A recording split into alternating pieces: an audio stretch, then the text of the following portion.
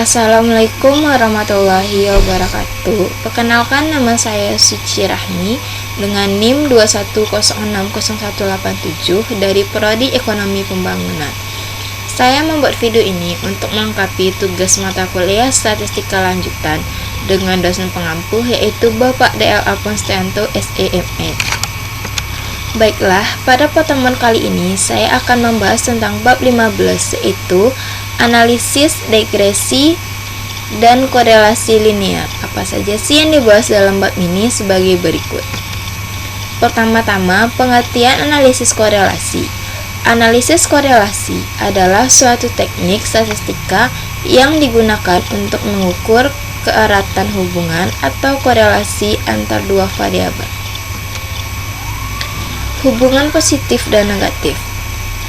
Pada gambar pertama, menunjukkan hubungan antara varian inflasi dan suku bunga. Apabila dilihat pada gambar saat inflasi rendah, maka suku bunga tinggi, dan pada saat inflasi tinggi, suku bunga rendah.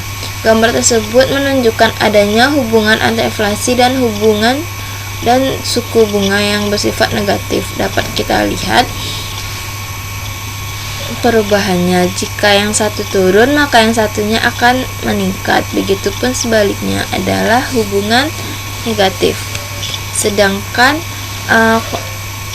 korelasi positif yaitu gambaran kedua memperlihatkan hubungan yang positif antara variabel produksi dan harga minyak goreng, yaitu apabila harga meningkat, maka produksi juga meningkat. Dapat kita lihat pada gambar berikut, jika yang satunya naik, maka di yang satunya lagi juga ikut naik, dan begitu seterusnya. Selanjutnya, rumus koefisien korelasi. Rumus koefisien korelasi tersebut dinyatakan sebagai berikut.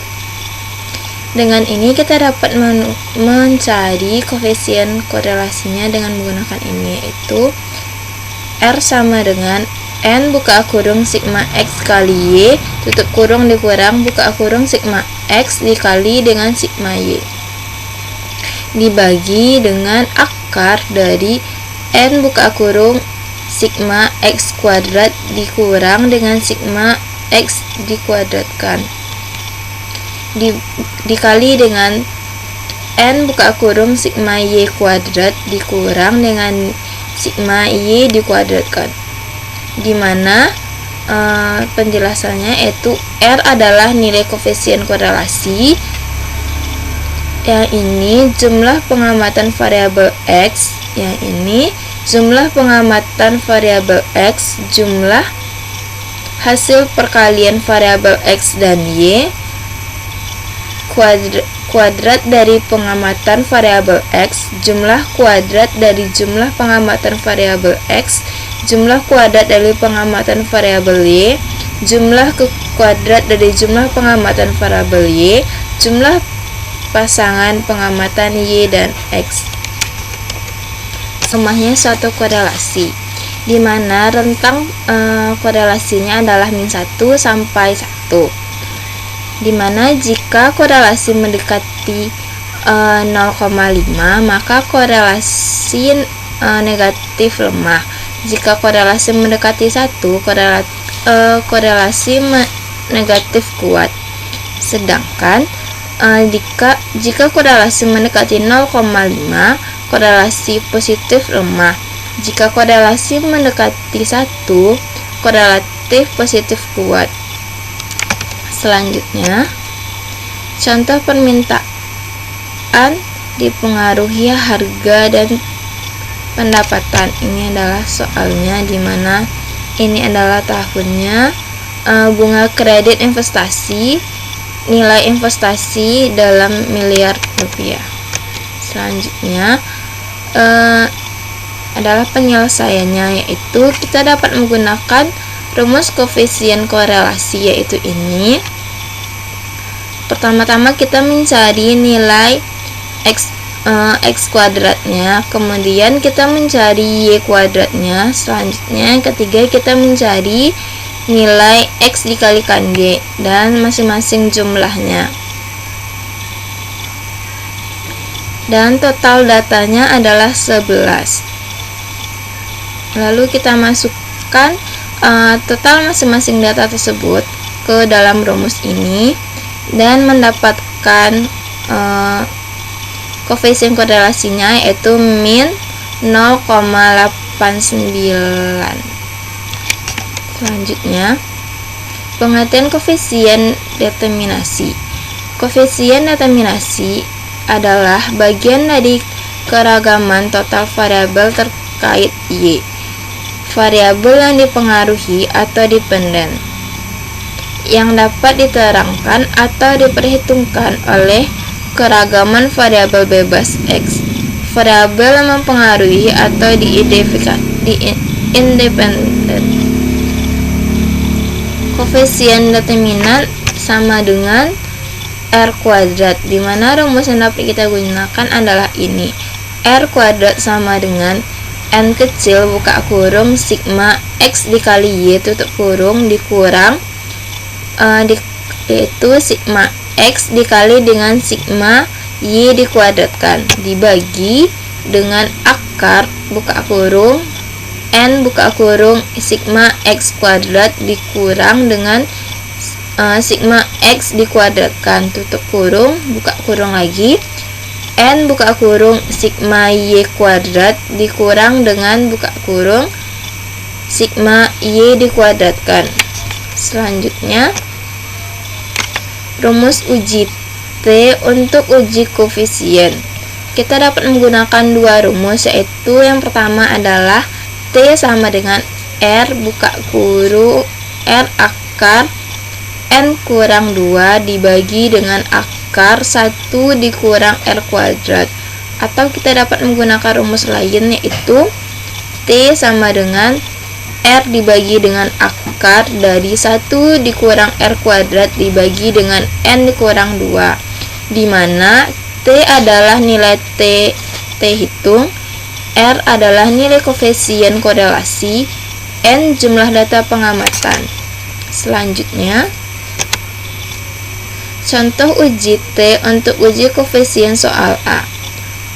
Ujilah apakah A nilai R sama dengan 0,892 pada hubungan antara suku bunga dan investasi PMDN, dan B yaitu R sama dengan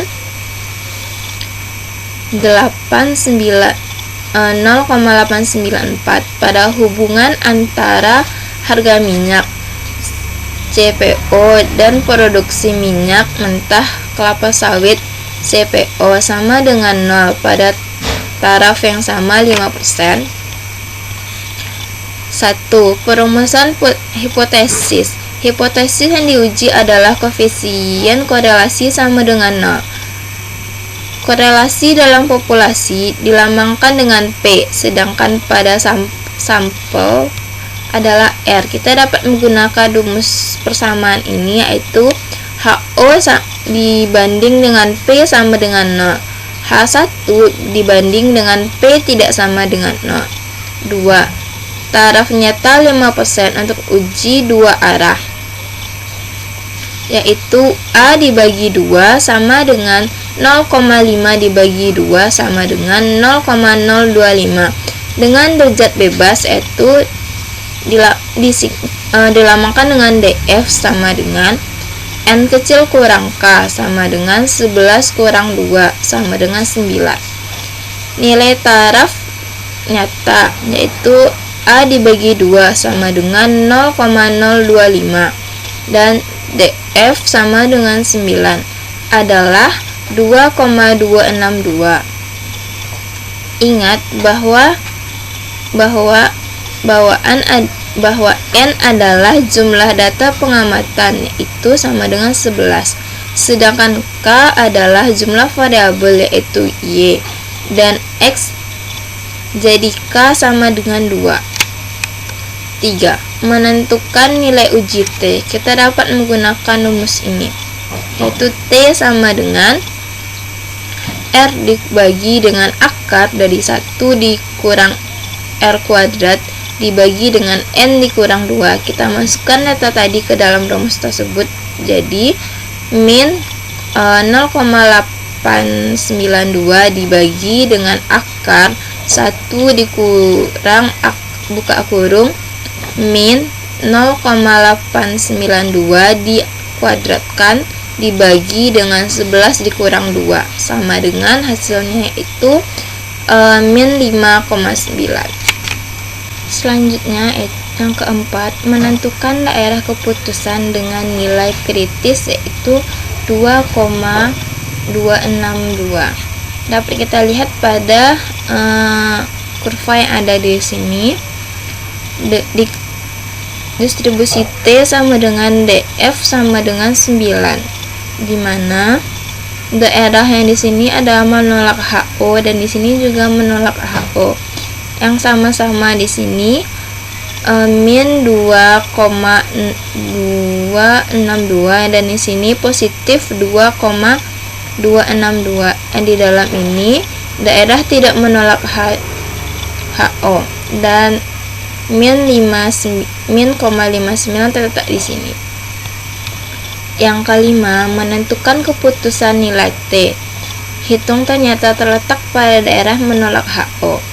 Ini menunjukkan bahwa tidak terdapat cukup bukti untuk menolak HO dan menerima H1, sehingga dapat disimpulkan bahwa korelasi dalam populasi tidak sama dengan 0 dan hubungan antara tingkat suku bunga inflasi dengan nilai inflasi bersifat kuat dan nyata. Selanjutnya, menggunakan Microsoft Excel untuk mencari korelasi. Kita masukkan dulu data Y dan juga data X, lalu kita input ke dalam ini dan lalu kita rumuskan dengan ini.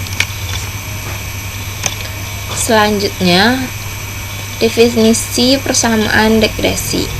Persamaan regresi adalah suatu persamaan matematika yang mendefinisikan hubungan antara dua variabel.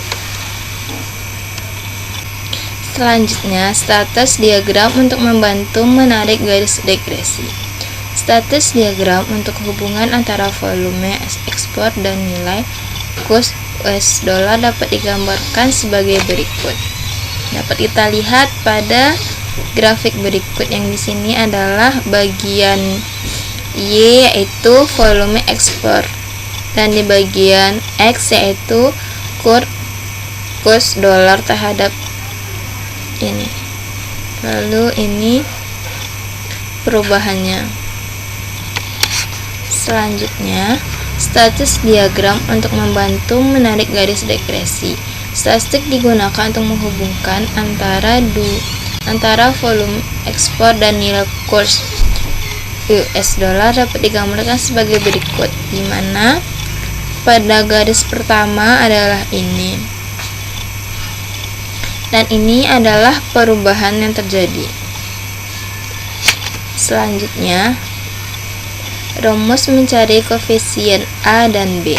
Kita dapat menggunakan rumus ini dan ini, di mana keterangannya yaitu Y adalah nilai variabel terkait Y, yang A intercept yaitu titik potong garis dengan sumbu Y, yang B yaitu slope atau kemiringan garis yaitu perubahan rata-rata pada ini untuk setiap unit perubahan pada variabel X, yang X nilai variabel bebas X dan N kecil adalah jumlah sampel. Selanjutnya, definisi standar error. Definisi standar error adalah standar error atau kesalahan baku pendugaan, suatu ukuran yang mengukur ketidakakuratan pencataan atau persebaran nilai-nilai pengamat Y terhadap garis regresinya, atau dilambangkan dengan ini.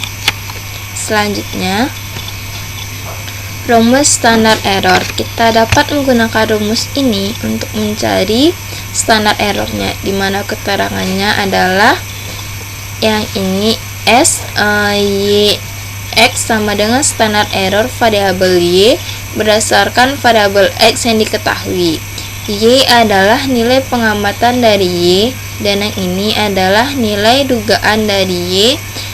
N kecil adalah jumlah sampel derajat bebas.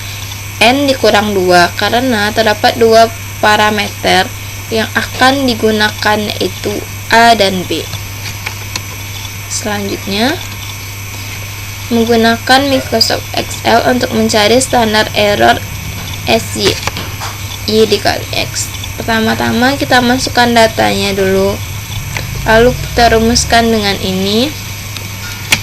Selanjutnya kita blok dan mendapatkan ini. Selanjutnya, asumsi metode kuadrat terkecil. Beberapa asumsi penting metode kuadrat terkecil adalah sebagai berikut. 1. Nilai rata-rata dari error term atau expected values untuk setiap nilai x sama dengan 0. Asumsi ini dinyatakan dengan E sama dengan EI dibagi dengan XI sama dengan 0. Kita dapat melihat kurva ini. 2.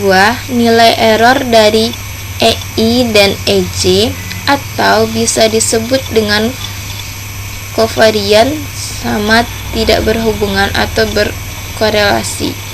Asumsi ini biasa dilambangkan sebagai berikut, yaitu COV buka kurung EI EJ sama dengan 0, di mana I tidak sama dengan J. Berdasarkan pada asumsi nomor 1, pada setiap nilai XI akan terdapat EI, dan untuk XJ akan ada EJ. Yang dimaksud dengan nilai kovarian adalah 0.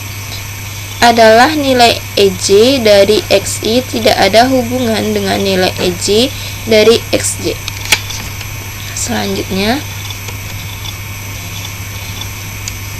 yang ketiga, varian dari error bersifat konstan. Ingat bahwa variabel dilambangkan dengan lambang ini, sehingga asumsi dilambangkan dengan var, yaitu menggunakan rumus ini, yaitu EI dibagi dengan EJ sama dengan E buka kurung E besar buka kurung E kecil I dikurang E kecil J dikuadratkan sama dengan ini. Anda perhatikan pada gambar di atas bahwa nilai EJ yang dilambangkan dengan tanda titik-titik untuk setiap X, yaitu X1, X2, dan X3, tersebar secara konstan sebesar variansnya, yaitu dilambangkan dengan ini. Pada gambar tersebut, nilai E tersebut satu standar deviasi di bawah garis regresi dan satu standar deviasi di atas garis regresi. Seluruh distribusi nilai EJ untuk XI dan EJ untuk XJ, di mana I tidak sama dengan J, terlihat sama dengan ditunjukkan kurva yang berbentuk simetris dengan ukuran yang sama. Hal inilah yang dikenal dengan varians dari error bersifat konstan. Yang keempat, variabel bebas X tidak berkorelasi dengan error terms E. Ini bisa dilambangkan dengan curve, yaitu EJ, XI sama dengan 0 pada garis regresi. Y sama dengan A tambah B BXI ditambah dengan EI, maka nilai XI dan EJ tidak saling mempengaruhi, sebab apabila saling mempengaruhi maka pengaruh masing-masing, yaitu X dan E, tidak saling dapat dipisahkan. Ingat bahwa yang mengaruhi Y selain X adalah pasti E, yaitu faktor di luar X. Oleh sebab itu, varian dari E dan X saling terpisah atau tidak berkorelasi. Selanjutnya, rumusnya yaitu ini. Kita dapat mencari dengan ini. Keterangannya yaitu yang ini nilai dugaan dari Y untuk nilai X tertentu. T sama dengan nilai T tabel untuk taraf nyata tertentu. S, Y, X standar error variabel Y berdasarkan variabel X yang diketahui. X nilai data pengamatan variabel bebas. X yang ini nilai rata-rata pengamatan variabel bebas, dan yang kecil adalah jumlah sampel. Selanjutnya, pendugaan interval nilai koefisien regresi A dan B. Dengan menggunakan asumsi bahwa nilai EJ bersifat normal, maka hasil dugaan A dan B juga mengikuti distribusi normal, sehingga nilai T sama dengan buka kurung B dikurang B besar dibagi dengan ini juga merupakan variabel normal. Dalam praktiknya, nilai standar deviasi populasi ini sulit diketahui, maka standar deviasi populasi bisa diduga dengan standar deviasi sampel, yaitu SB, sehingga nilai T menjadi T sama dengan B kurang B besar dibagi dengan SB. Selanjutnya, probabilitasnya dinyatakan sebagai berikut. P buka kurung min TA dibagi 2 kecil sama dengan dari B kurang B besar dibagi dengan SB kecil sama dengan dari TA dibagi 2 tutup kurung sama dengan 1 dikurang A. P buka kurung min TA dibagi 2 SB kecil sama dengan B kurang B besar dibagi kecil sama dengan dari TA dibagi 2 kali SB, yaitu 1 kurang A, sehingga interval B besar sama dengan buka kurung B kurang TA dibagi 2 kali SB kecil dari B besar kecil dari B tambah TA dibagi 2 kali SB. Sedangkan dengan cara yang sama, interval A adalah buka kurung A kurang TA dibagi dengan 2 kali SA kecil sama dengan A kecil sama dengan A tambah TA dibagi 2 kali SA, di mana SA dan SB adalah sebagai berikut. SB sama dengan S XY dibagi dengan akar dari sigma X kuadrat dikurang sigma X dikuadratkan dibagi dengan N kecil. SA sama dengan akar dari sigma X kuadrat dikali dengan SXY dibagi dengan N sigma X kuadrat dikurang sigma X dikuadratkan. Selanjutnya, analisis varians atau ANOVA. Analisis varian atau ANOVA adalah merupakan alat atau peranti yang dapat menggambarkan hubungan antara koefisien korelasi, koefisien determinan, dan kesalahan baku pendugaan untuk mengukur kesalahan baku.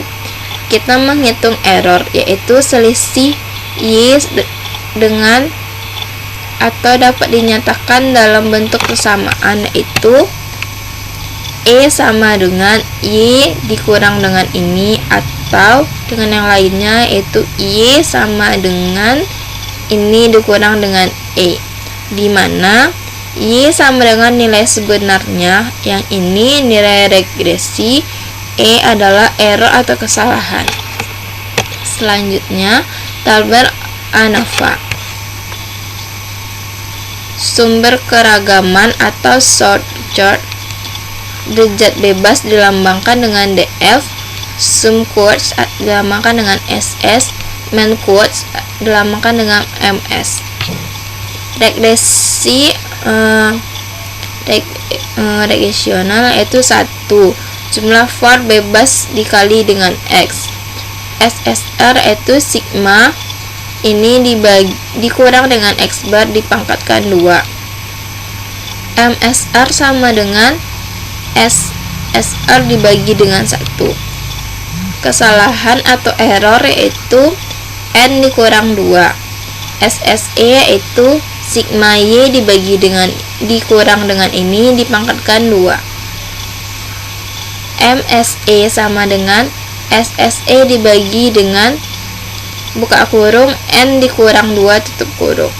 Totalnya itu N kurang 1. Yang ini SST sama dengan sigma Y dikurang Y bar dipangkatkan 2. Sekianlah penjelasan yang dapat saya sampaikan pada pertemuan kali ini. Jika ada kesalahan dan kekurangan, saya mohon maaf. Assalamualaikum warahmatullahi wabarakatuh.